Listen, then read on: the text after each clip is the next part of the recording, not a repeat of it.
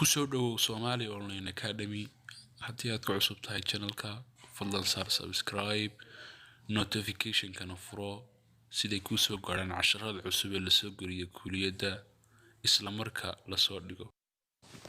بسم الله الرحمن الرحيم. السلام عليكم ورحمة الله تعالى وبركاته. Our lesson is about today lesson 23. عشركن maanta ku saabsan lesson 23 waa casharka saddexlaatanaad oo ku saabsan exam announce waa ku dhawaqitaanka imtixaanka. exam waa imtixaan weyn. exam announce waa ku dhawaqitaanka ama yeedhinta cilaaminta imtixaanka. waa anigu Khalid Cabdi ah la soo casharka oo dhameystiran. ma u baahnayd barashada luuqada ingriiska ma heli weyday chance aad ku tagto iskuul ama fasal haddaba waxaan ku diyaarinay hab cusub oo ah barashada luuqada ingriiska adiga oo jooga gurigaaga haddii aad danaynayso nagala soo xiriir WhatsApp numberka shaashada ku qoran.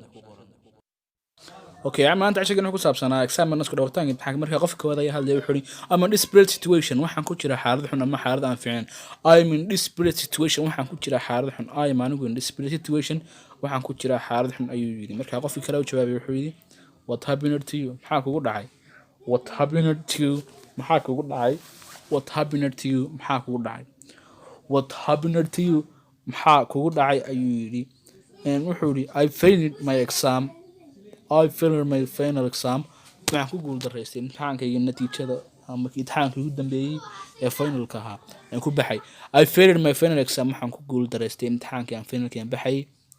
Sorry brother waan ka xumay walaal buu yiri. Sorry brother waan ka xumay walaal inaad guul daraysto waan ka xumahay. Sorry brother waan ka xumahay walaal ayuu yiri.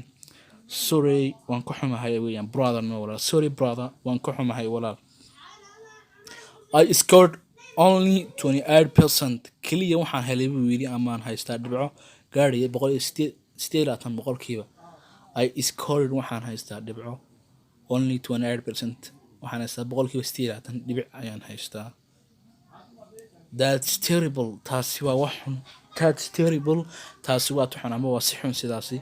That's terrible taasi waa xun. That's terrible. No.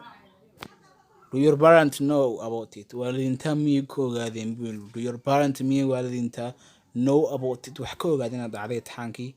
No maya buu yiri.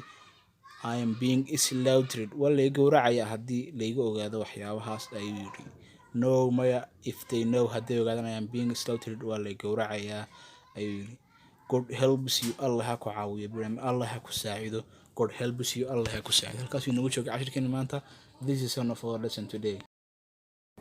Arday baan ahayo, arday baan ahayo, oo waxii wadankan ahayo.